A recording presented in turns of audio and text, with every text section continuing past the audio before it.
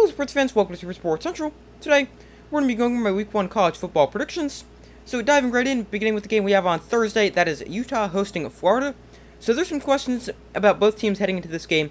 For Utah, they're going to be without starting quarterback Cam Rising, who's recovering from a torn ACL he suffered in the Rose Bowl at the end of last season.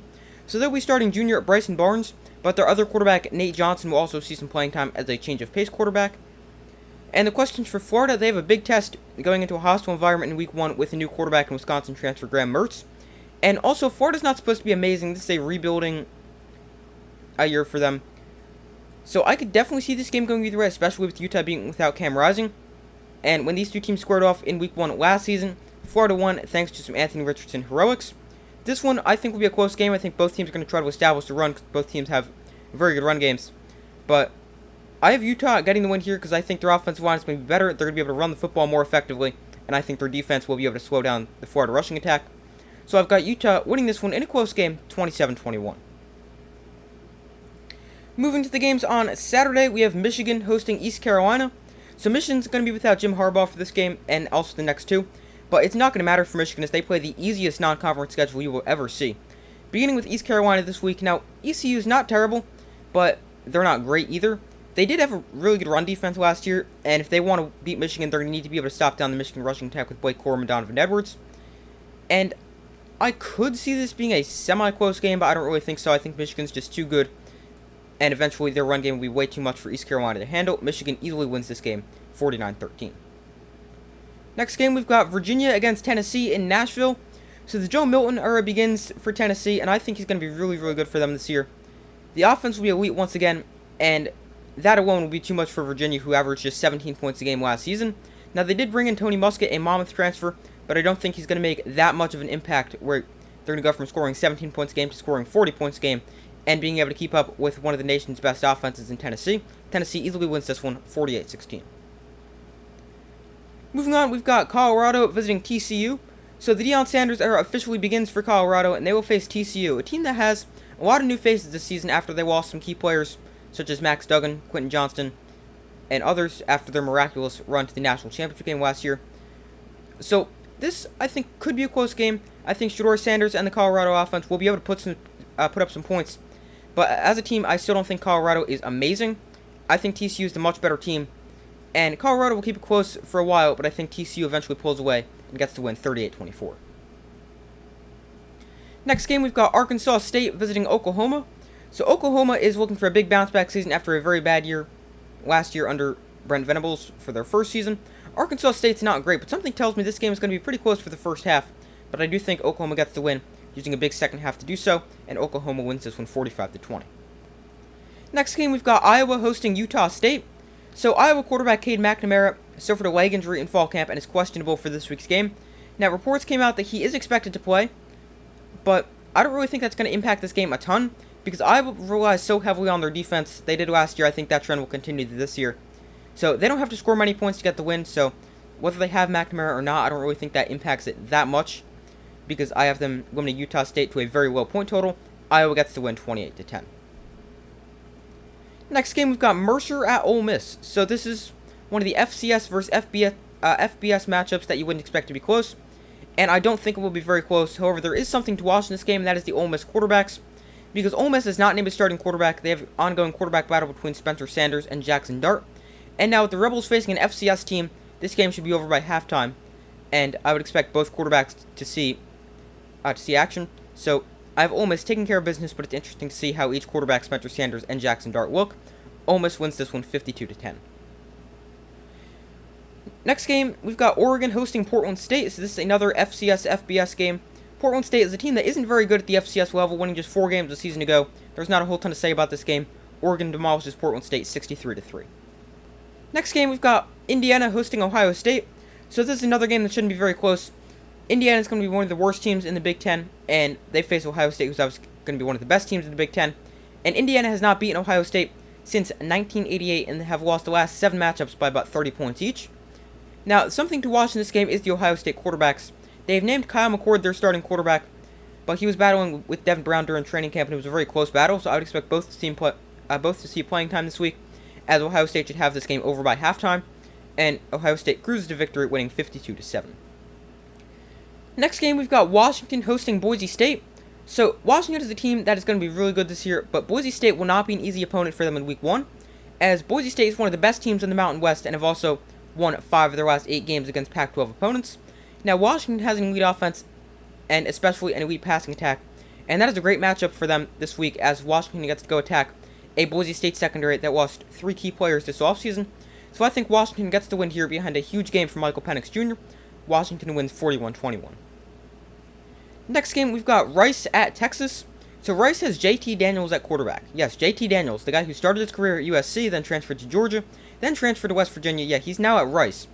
And while Rice does have a solid quarterback in JT Daniels, I don't really think that's going to be much of a challenge for Texas, as Texas is going to be pretty good this year. Now, the only thing for Texas this week is they've got to make sure they don't get caught looking ahead to Alabama next week. And if they do, that could make this one interesting. But I think Texas should be up by enough before they start thinking about next week. Texas wins this one 49-17. Next game, we've got Tennessee State visiting Notre Dame. So Notre Dame will play an FCS opponent this week for the first time in program history. Notre Dame also played last week in Week 0 in Ireland, and they destroyed Navy 42-3. Tennessee State, an FCS opponent, they've been bad in the FCS, going just 4-7 last year. Notre Dame should easily beat Tennessee State, as they beat their first FCS opponent ever by a score of 59-3. Next game, we've got Buffalo visiting Wisconsin. So Wisconsin enters the Luke Fickell era looking for a bounce-back season, and they have a good chance to get this season started off on the right foot, as they have an easy opponent in Buffalo.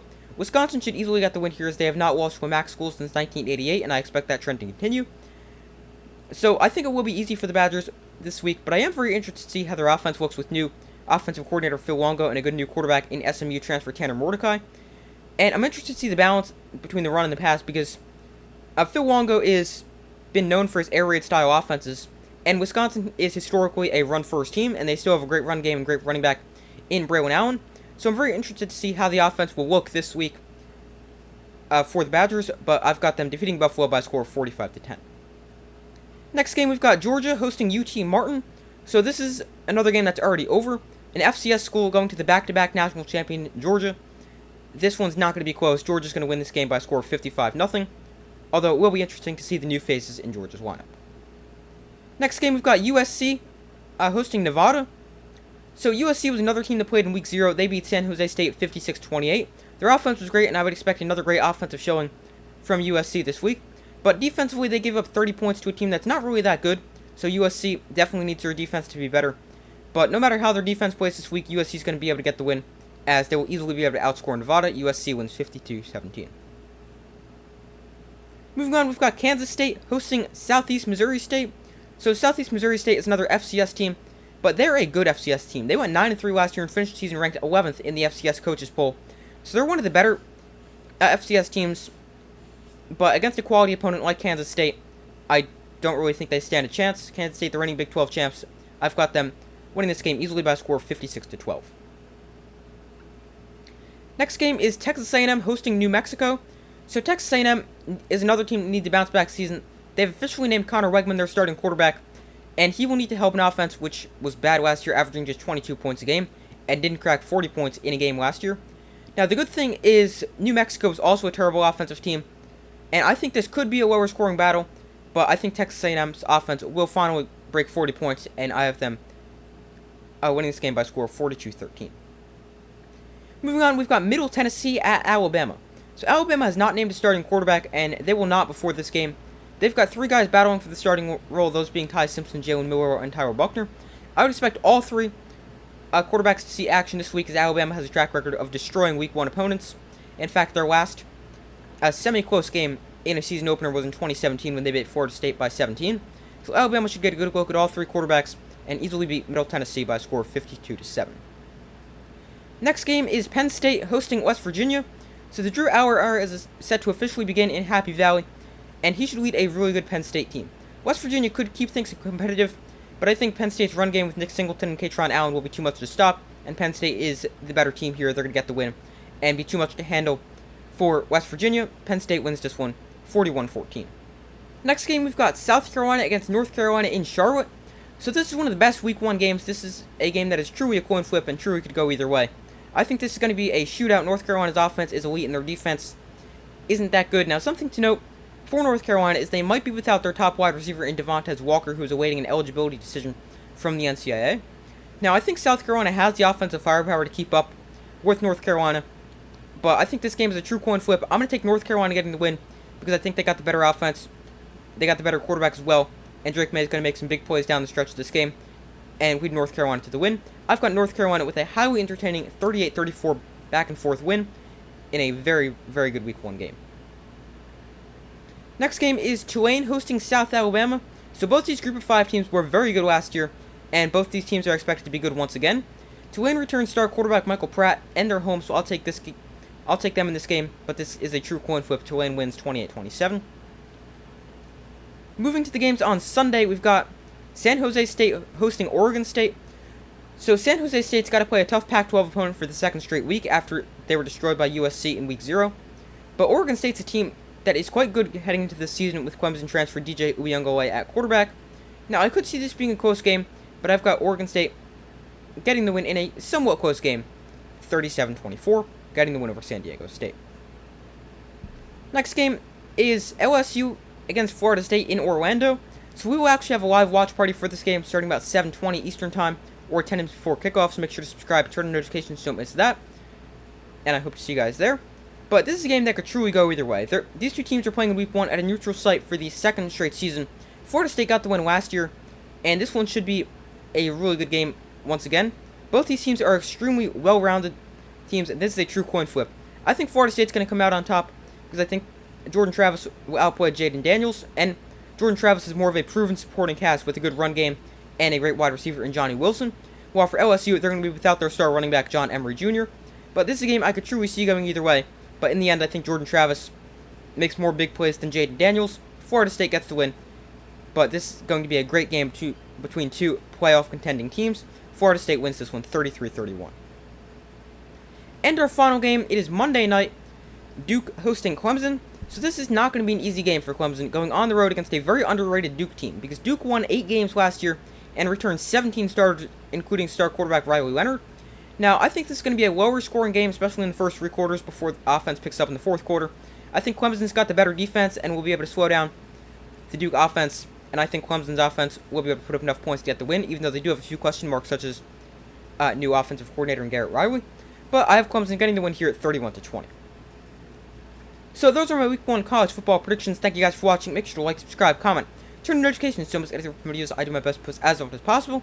Let me know in the comments if you agree with my predictions, disagree, and why. I'd love to hear your thoughts. Make sure to like, subscribe, comment, turn on notifications so much edit the videos or our live watch party for LSU against Florida State. And I will see you in the next video.